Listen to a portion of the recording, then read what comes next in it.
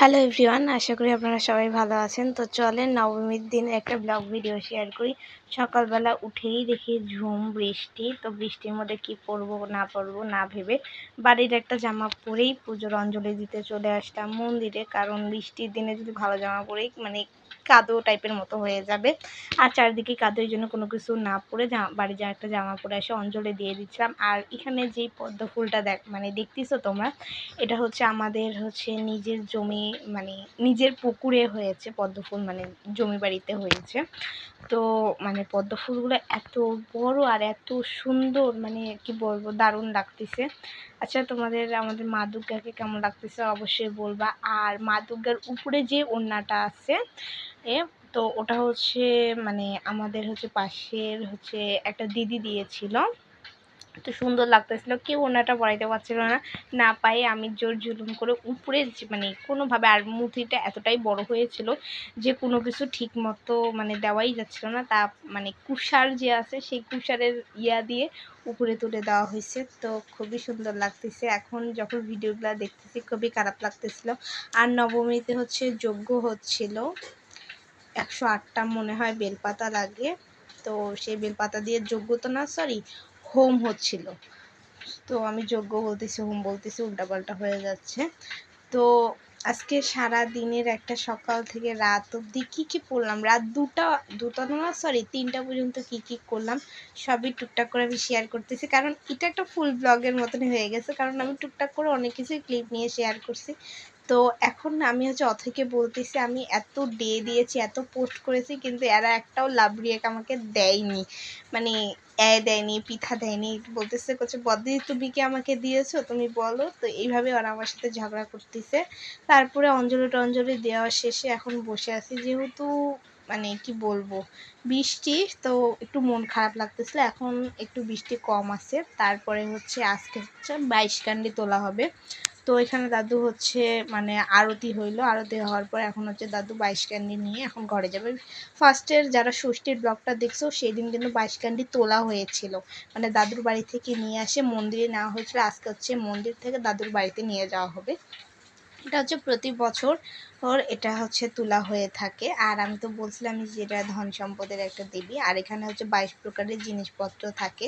তো এখন গোবর জল দিয়ে ছিটায় এখন মন্দিরে বাড়িতে নিয়ে যাব। বাড়িতে নিয়ে গেছে। আর এই 22 কান্ডি তোলার সময় প্রণাম করতে হয় জল দিয়ে, তো হিসেবে প্রণাম করে নিলাম। আর আমি যে অষ্টমীর দিনে যে আলতা দিয়েছিলাম, সেই আলতা উঠে শেষ, যে একটা যে ভালোভাবে সুন্দর মতো ছবি তুলবো তাও তোলা হয়নি। তারপরে এখানে ডোমারের কি বলবো, কি দিছিও না, যাই হোক, একটু কে যেন আসছিল, আমি নামটা ভালোভাবে নিতে পারছিলাম না। তো এটা দাদা নিয়ে রাখছিল। তো প্রতিটা মন্দিরে টাকা দিয়ে থাকে। আর এটা ইনার মেয়ে, এই ম্যামের মেয়ে, ম্যামই তো হবে, ম্যামের মেয়ে। তো খুবই সুন্দর ছিল। তো এই তো ছবি টবি তোলা হচ্ছে। আচ্ছা, তোমাদের পূজা কেমন গেল?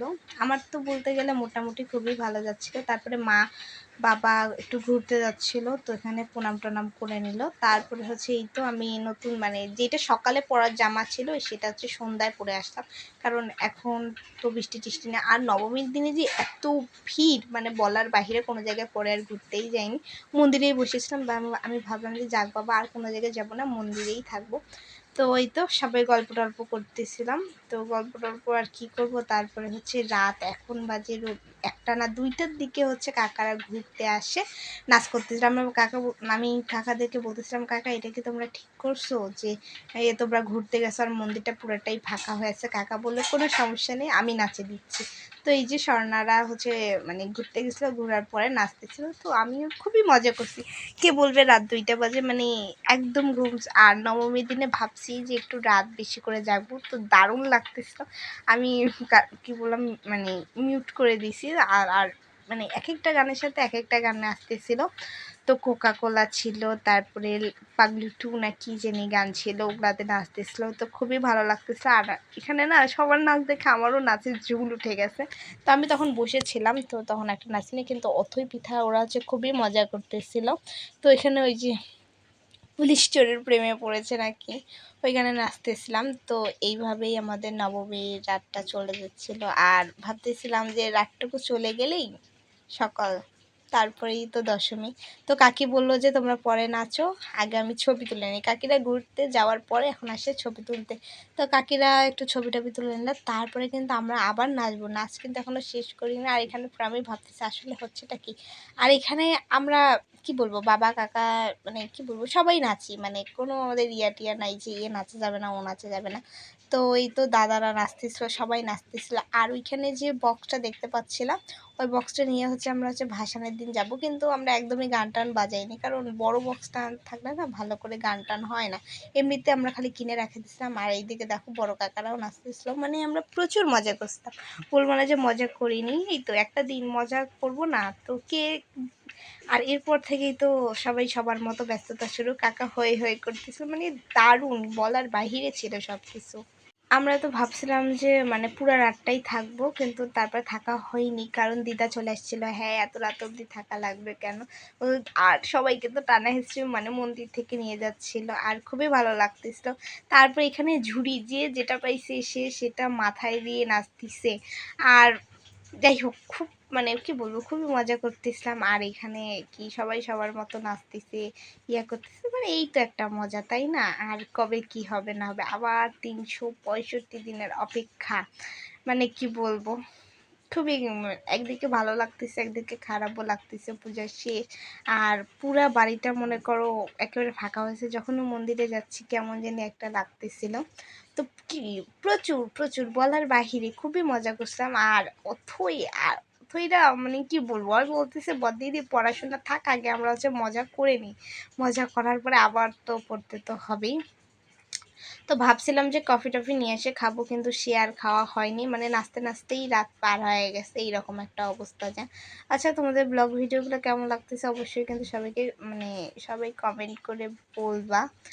আর কালকে একটা ব্লগ ভিডিও যাবে, তারপর থেকে পূজার ব্লগ ভিডিও একেবারেই শেষ হয়ে যাবে। ওটাও তাড়াতাড়ি আমি আপলোড করে দিয়ে দেবো, কারণ কি বলবো, খুবই। আর কাকাকে এখানে কিন্তু দারুণ কিন্তু লাগতেছে। কাকা বলতেছে দেখ আমার মাথায় চুলাই, ঝুড়িটা কে জানি পূজার জন্য দিয়ে গেছে, ওটা নিয়ে আমরা মানে যা পাচ্ছি তাই দিয়ে একেবারে নাচটা শুরু করে দিচ্ছি একেবারে, মানে কি বলবো সব ওলট পালট। ও হ্যাঁ, আমাদের নবমীতেও প্রসাদ বিতরণ করা হয়, কিন্তু এইবার মানে সপ্তমী থেকে, এইবার না প্রতি বছরই সপ্তমী থেকে দেওয়া হয়। কিন্তু এইবার না প্রসাদ একটুকু মানে কোনো কিছুই মনে হয় যে বাঁচেনি, কারণ মানে যখনই আনা হচ্ছে তখনই শেষ হয়ে যাচ্ছে। আর অনেকগুলো লোক মানে রাতের বেলায় আসে, ওনাদেরকে দেখা যায়নি।